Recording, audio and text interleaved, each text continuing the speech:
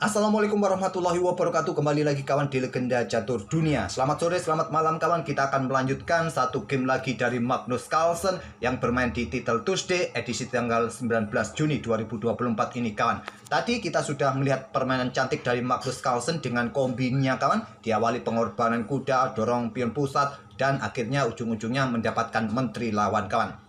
Nah, permainan Magnus Carlsen yang akan kita ulas ini di sesi akhir kawan. Tapi saya akan tunjukkan kembali permainan Magnus Carlsen di sesi awal. Dia finish pada posisi kedua di bawah Nihal Sarin kawan. Hanya selisih setengah poin. Magnus Carlsen sempat kalah pada game ke-6 atas Grandmaster Armenia. Sedangkan untuk sesi akhirnya Magnus Carlsen ini finish di posisi ke-10 kawan. Sempat mengalami 2 kali kekalahan. Kalah dari Denis Lazavic, pecatur muda asal Belarusia, dan juga kalah dari pecatur Vietnam kawan. Memetik 8,5 poin dari 11 game yang dimainkan Magnus Carlsen pada sesi akhir. Nah, game dari Magnus Carlsen saya pilih menghadapi Grandmaster muda asal Belarusia, Denis Lazavic, yang terkenal kuat dalam permainan cepat, blitz, ataupun rapid kawan, khususnya dalam catur online. Sangat kuat permainan Denis Lazavic kawan. Oleh karena itu di sini Magnus Carlsen tidak main-main untuk memilih pembukaan. Dia bahkan mengeluarkan senjata utamanya, yaitu bermain dengan Ruy Lopez kawan.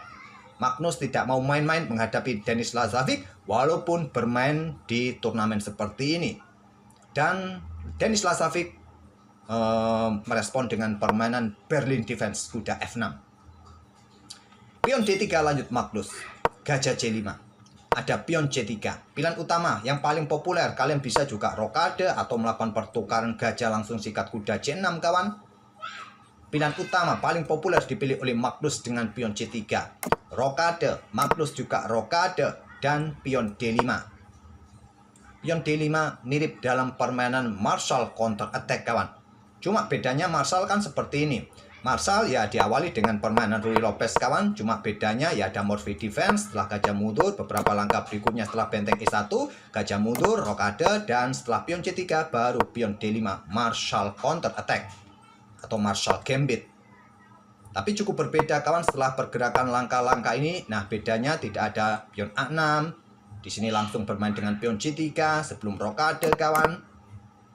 Nah, balasannya pion D5 belum ada benteng E1. Belum bisa dikatakan hitam melakukan pengorbanan yang biasa terjadi dalam permainan pion C3, pion D5, korban pion E5 ini. Tapi beda sekarang. Pion E pukul pion D5 diterima oleh Magnus. Menteri langsung ambil balik pilihan utama. Kalian bisa ambil menggunakan kuda kawan. Mungkin putih akan keluarkan benteng E1, hitam juga akan keluarkan benteng E8-nya. Tapi yang paling banyak di game-game sebelumnya ya ambil pion ini menggunakan menteri. Gajah C4, pilihan utama untuk respon menteri yang langsung keluar. Menteri mundur lagi ke D8. Magnus pion B4, gajah mundur ke D6. Magnus mengembangkan kuda B ke D2. Ada pion H6, kontrol peta G5 jelas. Nah, di sini setelah benteng E1 kawan ada benteng E8. Magnus terus mendorong pion-pion sayap menterinya pion A4. Dan coba dihentikan dengan pion A6 kawan, tidak memberikan kesempatan pion B ataupun ya jangan sampai pion ini didorong terus kawan menusuk sampai baris ke-6. Nah, menteri keluar ke B6, lanjut Magnus langsung menekan pion F7 dihadang dengan gajah E6. Magnus melangkah kuda E4 menantang pertukaran kuda atau mengincar gajah gelap. Stockfish menyarankan terima saja pertukaran kawan, tapi bisa kalian dahului pertukaran gajah terang, ambil balik oleh menteri dilanjut pertukaran kuda. Tapi Denis Lazavic mempertahankan gajah gelapnya mundur ke peta F8. Ya, menjaga rajanya ataupun juga berikan akses bagi menteri di lajur yang semi terbuka ini kawan. Nah, posisi pion terancam kawan setelah gajah tarik mundur. Magnus melepaskan pionnya bermain dengan pion H3 untuk kontrol ruang peta G4. Stockfish menyarankan pertukaran bisa dilakukan oleh putih di posisi ini kawan. Dilanjut pertukaran kuda, kalau diambil balik menggunakan menteri, maka pion aman. Kalau tidak menggunakan menteri, menggunakan benteng, ya benteng bisa diangkat ke E3, jaga pion, atau mungkin menteri ke peta C2, menjaga pion kawan. Tapi Magnus melepaskan pionnya bermain dengan pion H3. Menteri caplok pion D3. Tentu kalau gajah ambil menteri hitam, hitam juga mendapatkan menteri putih. Magnus melangkah kuda pukul kuda F6. ambil balik oleh pion G. Kompensasi yang didapat oleh Magnus dari kehilangan pionnya kawan, dia berhasil merusak bangunan pion lawan di sisi raja. Tapi engine menilai posisi hitam sedikit punya keunggulan 0,5 kawan. Lanjut, gajah pukul gajah. Lanjut, Magnus ambil balik dengan benteng. Setelah benteng D1, menteri mundur ke G6. Nah, di sini Stockfish menyarankan kuda D2 ataupun kuda G4 atau mungkin dengan pion G3 kawan. Memilih dengan gajah E3. Langkah yang cukup normal juga, kembangkan gajah perwira minor terakhirnya kawan dan koneksikan dua benteng untuk siap beraksi ke lajur-lajur pusat. Pion F5 siap untuk menekan gajah kembali kawan. Magnus bermain dengan pion B5, kuda A5. Ya, menteri dalam posisi terancam. Di sini menteri ke pusat. Dan tentu saja pion F4. Lanjut Denis Lazarevic. Nah, normalnya kawan, gajah ini ditarik mundur. Mungkin ke petak D2. Mungkin nanti dibalas dengan pion C6 oleh hitam kawan. Tapi Magnus membuat langkah pengorbanan. Opsi kedua dipilih oleh Magnus. Kuda ambil pion E5. Korban perwira kawan. Dua perwira dalam posisi tertawan. Kuda sedang mengancam menteri. Menteri F5. Langkah bagus untuk pin kuda kawan. Bisa diikuti nanti bentengnya juga keluar. Kuda juga posisinya tertekan. Gajah dalam posisi tertekan. Kalian bisa juga langsung sikat kuda ini kawan. Tapi tidak perlu juga. Kalian akan kehilangan benteng walaupun menang jumlah perwira. Memang langkah terbaiknya menteri F5 dari Denis Lazarevic. Seumpama gajah mundur pun kuda masih dalam posisi tertekan. Magnus melangkah gajah D4 mempertahankan posisi kuda. Yang menjadi masalah adalah pion C5 ini kawan. Yang menjadi masalah usir kembali gajah. Gajah dalam posisi terancam kembali. Mungkin inilah miskalkulasi yang dilakukan oleh Magnus untuk sikat pion yang ada di petak E5. Tapi ini rekomendasi kedua dari Stockfish kawan untuk ambil pion E5 ini. Ada pion C5.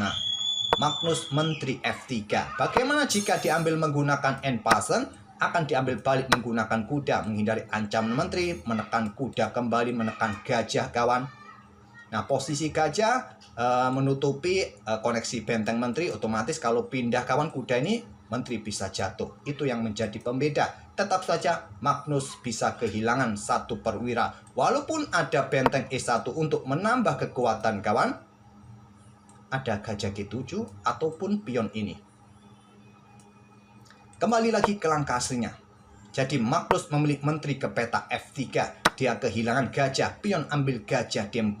Ambil balik oleh pion untuk memperkuat posisi kuda. Magnus minus satu perwira penuh. Lanjut kawan, ada benteng D8. Kalau Stockfish lebih menyukai langkah seperti gajah G7 langsung kawan. Tapi keluarkan benteng. Dan Lazarevic benteng D8. Setelah benteng AC1 lanjut Magnus. Magnus juga membuat langkah kesalahan kawan, di mana menteri bergeser ke C3. Menurut Stockfish lebih kuat. Tapi memilih dengan langkah benteng AC1. Pion ambil pion B5. Pion ambil balik pion B5. Gajah G7 lanjut Denis Lazarevic. Pion G4 kawan, ancam menteri. Kalau diambil menggunakan en passant, ya wassalam menteri hitam. Di sini menteri G5. Benteng C5, persiapan discover kawan. Dibalas dengan langsung gajah sikat kuda E5. Ambil balik dengan pion. Berlanjut dengan benteng pukul benteng D1 skak. Ambil balik oleh menteri. Dan pion B6. Benteng meluncur skak. Raja naik ke G7. Diikuti Magnus dengan menteri naik ke petak D7. Menteri ambil pion E5. Menteri ke D8 siap menusuk kawan. Dan kontrol waktu keduanya kawan cukup berbeda. Magnus Carlsen tersisa hanya 4 detik saja kawan. Sedangkan Denis Lazarevic masih cukup nyaman. Masih punya 20 detik. Tentu dengan keunggulan perwira juga. Tapi kudanya masih cukup jauh dari area serangan kawan. Menteri E1. Lanjut Denis Lazarevic skak. Raja G2. Pion F3 skak. Raja G3. Kalau diambil ya raja ini tetap akan dikejar-kejar kawan. Coba lihat. Akan dikejar-kejar. Percuma juga. Magnus tidak ambil. Maju saja ke petak G3. Ada menteri G1 skak. Raja F4. Menteri H2. Baru sekarang raja ambil pion F3. Menteri ambil pion H3 skak. Raja ke F4. Menteri ke H2 skak lagi ke F3.